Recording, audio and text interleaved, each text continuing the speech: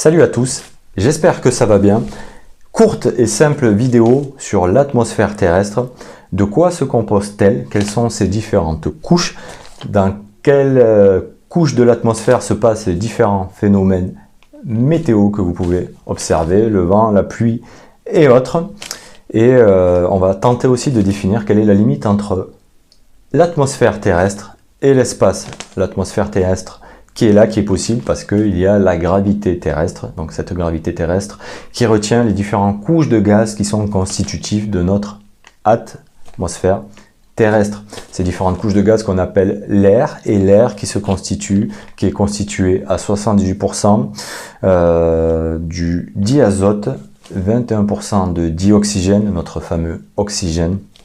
Ensuite, vous avez l'argon, 0,93%, notre fameux CO2, 0,04%, et après on parlera de traces de gaz ou de gaz rares.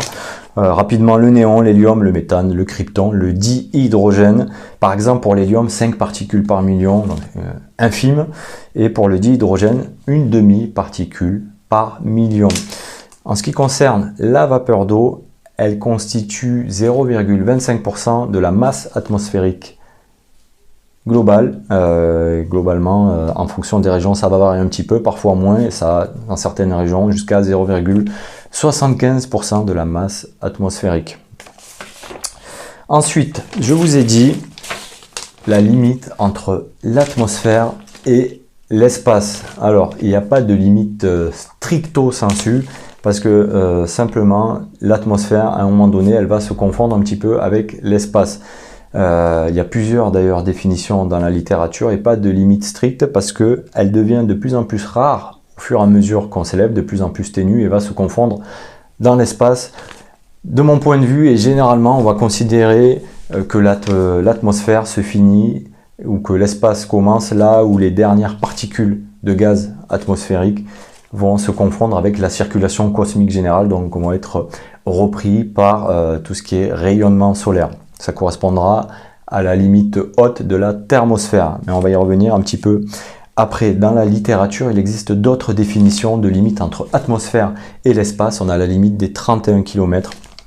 En dessous se trouve 99% de la masse atmosphérique globale.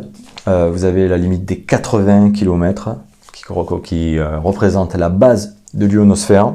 Je vous expliquerai après ce que c'est l'ionosphère. Une autre limite, la limite des 1000 km, limite à partir de laquelle la densité des gaz n'est plus distinguable de celle issue des vents solaires. Mais de notre point de vue, et généralement, on dira que c'est sur la partie supérieure de la thermosphère.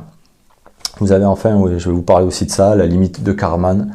Rapidement, Kármán, limite qui est utilisée en aéronautique, c'est une limite à 100 km au-dessus du plancher des vaches. On considère qu'en dessous, en aéronautique, on est dans l'atmosphère et au-dessus, on rentre dans l'espace. Donc, je vous ai dit, l'atmosphère, elle entoure la surface terrestre, elle se raréfie au fur et à mesure qu'on monte en altitude. Donc, sa pression diminue, pression qui est mesurable par exemple, un baromètre. Elle est responsable de l'effet de serre, ce qui va nous donner une température relativement confortable sur notre planète d'environ 15 degrés. Sachez que s'il n'y avait pas d'atmosphère, il faudrait aux alentours de moins 20 degrés sur notre planète. Elle va jouer aussi un rôle de modérateur entre le jour et la nuit, en évitant qu'il fasse trop chaud au soleil et trop froid pendant la nuit, grâce à cet effet de serre. Donc on va passer aux différentes couches de l'atmosphère. Je vous ai dit la première couche qui va nous intéresser et qui sera intéressante en météorologie, c'est la troposphère. Elle se situe globalement entre 0 et 16-17 km à l'équateur et entre 0 et 7-8 km au pôle. Je vais vous expliquer pourquoi il y a cette différence d'altitude entre l'équateur et les pôles. Tout simplement, à l'équateur, il fait plus chaud. L'atmosphère reçoit plus d'énergie de la part du soleil, donc l'air a tendance à s'élever et l'air chaud étant moins dense, il va monter plus haut en altitude, alors qu'au pôle, l'air est plus froid, il est plus dense, ce qui explique cette différence d'altitude de la troposphère, notre première couche de l'atmosphère, 7-8 km au pôle et jusqu'à 16-17 km à l'équateur. Je vous ai dit, c'est l'endroit où se déroule l'ensemble des phénomènes météo, donc tout ce qui est convection thermique, le vent, la pluie, les nuages, les différents phénomènes météorologiques qui se déroulent dans la troposphère. Ensuite, au-dessus, vous avez la stratosphère. Oui, stratosphère, c'est la couche qui est au-dessus de la troposphère, qui se situe entre 8-17 km en fonction qu'on soit au pôle ou à l'équateur, et qui va jusqu'à 50 km. Je vous ai peut-être pas dit, mais dans la troposphère, donc notre première couche, à mesure qu'on monte, la température diminue. Et bien dans la stratosphère, la température va croître de la limite basse jusqu'à la limite haute, donc de 8-17 km jusqu'à 50 km, pour monter jusqu'à 0 degré à environ 50 km d'altitude. La stratosphère, elle est intéressante parce que on va y retrouver la couche d'ozone, donc cette couche d'ozone qui nous protège des rayons ultraviolets. Au-dessus, vous avez la troisième couche de l'atmosphère, la mésosphère, qui vient du latin ou du grec, je ne sais pas, méso, qui veut dire milieu. Elle s'étend de 50 km à environ 80-85 km d'altitude. La température y décroît de nouveau avec l'altitude. Et c'est la partie de l'atmosphère où on va atteindre les températures les plus basses. Elle va décroître jusqu'à moins 100 degrés dans sa limite haute, en haut de la mésosphère, moins 100 degrés. C'est dans cette couche de l'atmosphère, la mésosphère, que vous allez voir ce qu'on appelle les étoiles filantes, tout simplement parce que la plupart des météorites, des météores se consument en entrant dans l'atmosphère. Donc c'est une couche protectrice pour tous les objets célestes qui veulent rentrer et venir nous percuter et qui veulent entrer dans l'atmosphère. Donc quand vous voyez une étoile filante, c'est un objet céleste qui se consume et qui est à environ 50 à 80 km au-dessus de notre tête dans cette couche de l'atmosphère, la mésosphère. Au-dessus, vous avez la thermosphère, donc ce que je vais considérer comme la dernière couche appartenant à notre atmosphère terrestre, la thermosphère, température. Couche atmosphérique qui commence aux alentours de 80-85 km d'altitude et qui monte jusqu'à 600-650 km d'altitude, c'est variable. La température y augmente avec l'altitude, on va y atteindre jusqu'à 1500 degrés, mais si on était là, à cette altitude-là, on ne ressentirait même pas ces 1500 degrés parce que sa densité est trop faible, les molécules, le nombre de molécules est trop restreint.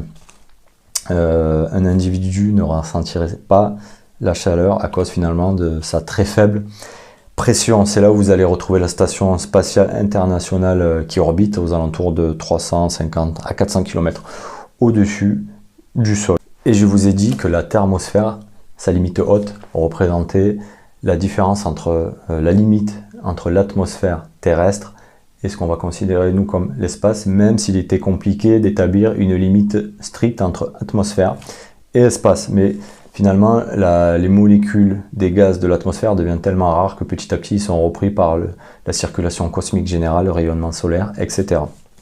Au-dessus, vous avez l'exosphère qui commence avec l'exobase et qui est aussi connu comme le niveau critique vers 500-1000 km, ce que je vous explique un petit peu, et s'étire jusqu'à plus de 10 000 km. Elle contient des particules circulant librement et qui migrent ou proviennent de la magnétosphère ou du vent solaire. La magnétosphère, c'est ce qui est champ magnétique terrestre. La densité des particules est faible et les atomes s'y comportent librement. Je finis, je vous ai parlé un petit peu plus tôt de l'ionosphère. Je vous ai dit qu'à 80 km, l'ionosphère, on pouvait, certains dans la littérature, certains la considérer comme une limite entre atmosphère et espace. Qu'est-ce que c'est l'ionosphère? C'est une couche qui est partiellement ionisée. Elle s'étend entre la thermosphère et l'exosphère. Elle s'étire globalement de 60-80 km jusqu'à 800 km d'altitude. Elle se constitue de différentes couches, différentes sous-couches. Elle chevauche, donc je vous ai dit, à la fois la thermosphère et l'exosphère. Elle joue un rôle important dans l'électricité atmosphérique et forme le bord intérieur de la magnétosphère, donc champ magnétique terrestre. Grâce à ces particules chargées, elle a une importance pratique car elle influence, par exemple, la propagation des ondes radio sur la Terre. Et surtout, c'est le lieu où se déroule, grâce à ces champs magnétiques, grâce à sa couche ionisée, les aurores boréales observables dans l'hémisphère nord, dans les latitudes nordiques, et les aurores australes dans l'hémisphère sud. Salut, ciao.